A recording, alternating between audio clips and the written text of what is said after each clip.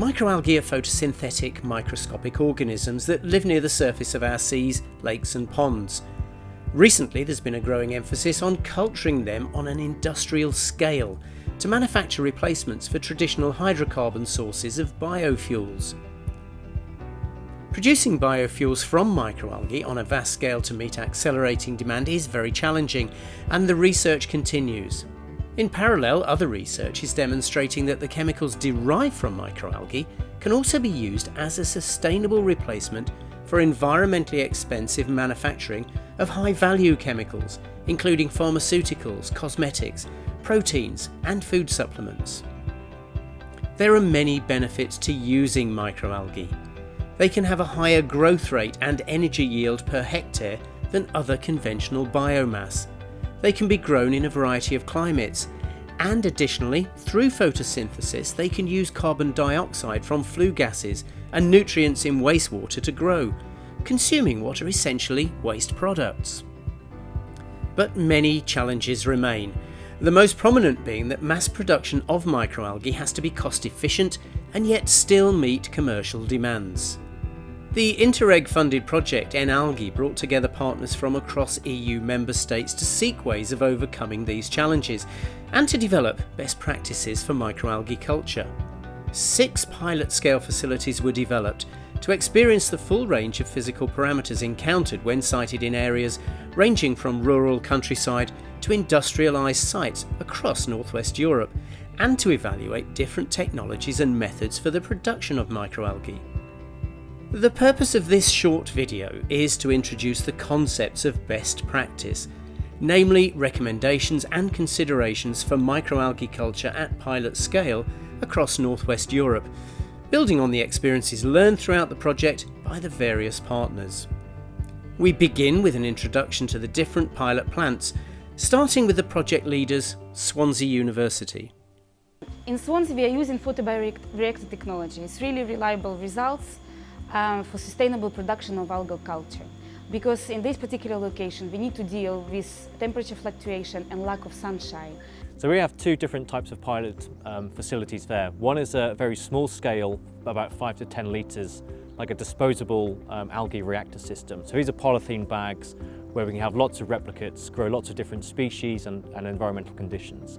The second one is a much larger, sort of 300 litre reactor, where we can do much more larger scale-up experiments and see how these species will react under those volumes. We use 2 systems. We use a tubular system, a tubular photobioreactor, and a flat panel photobioreactor. They were chosen because they allow highest productivities. We constructed a closed photobioreactor system on Boots' site, where they have their own power station which generates electricity and also steam for their manufacturing operations. And we chose the site, of course, so we could directly use an interface, a closed photobioreactor, with the power station flue gases. At our lab we chose a system for treatment of wastewater.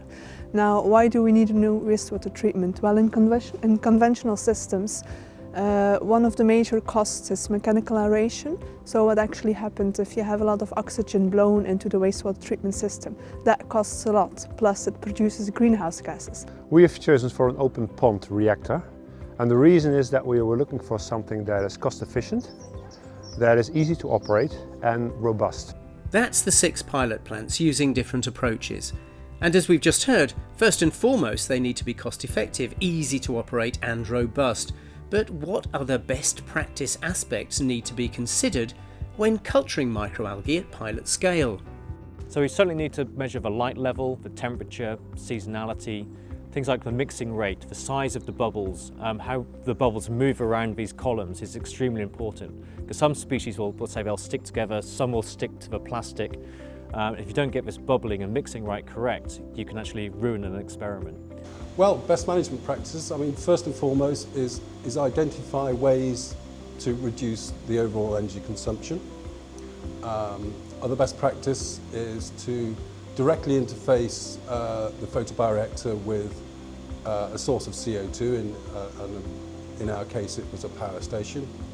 And it's very important not to have to treat your flue gases or pump your flue gases in any way, because that involves a significant amount of energy. Another best management practice would be to identify and select robust and thermotolerant algal strains. pH is really good indication of health of culture. And nutrients uptake is really important to see how nitrogen and phosphorus consumed, and as well CO2, because it's carbon source what algae use for their metabolism. Best practice is you automate the system.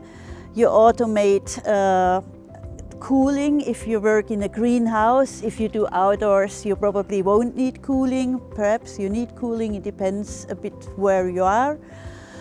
You automate the CO2 supply.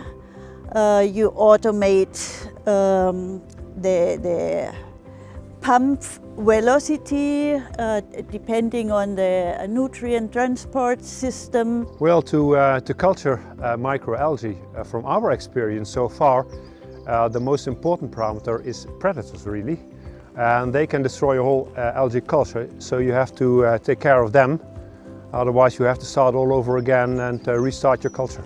Energy is also important, because energy is by far the most important contributor to the cost price of algae, and that needs to go down if algae want to have a good market.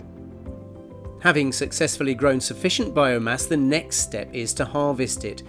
How does that differ between the various systems, and what are the best practice considerations and recommendations for harvesting? For harvesting, I would recommend a system that is very efficient in energy use, because that is very important. I think one of the most important aspects from my perspective is to choose a robust strain. A robust strain which is easily harvested, or ideally harvest itself, and which can be recovered using a minimal amount of energy. So first of all, we start to develop and use microfiltration separation techniques, and it's working very well. For example, for 2,000 liters, we can harvest this amount of culture by 3-4 hours. And after that, we have really concentrated culture of algae, and we go for another technology what we call centrifugation, and it really depends on the final use of the algal biomass. So then we apply this different technology. For example, if you're using for the feed of live organisms like fish and shellfish, so we need to use concentrated algal culture. If it's going for the development of and fractionation of algal biomass for use as high-value products, this is we need to go down to have thick biomass, and we need to use centrifugation. One of the greatest assets of the system that we are using is bioflocculation. So we developed these map flocks, and as you will see that they just settle by gravity. So that means that after the settling phase, the upper part you can just discharge, you have biomass-free effluent, and then the under part, this can be easily filtered out with a filter press. That costs only about 10 euro cent per kilogram diameter, which is compared to other microalgal systems rather cheap. My recommendation would be harvesting by flotation.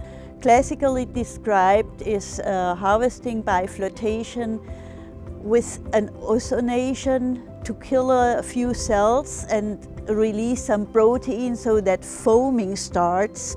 And with the foam, the cells come out of the water.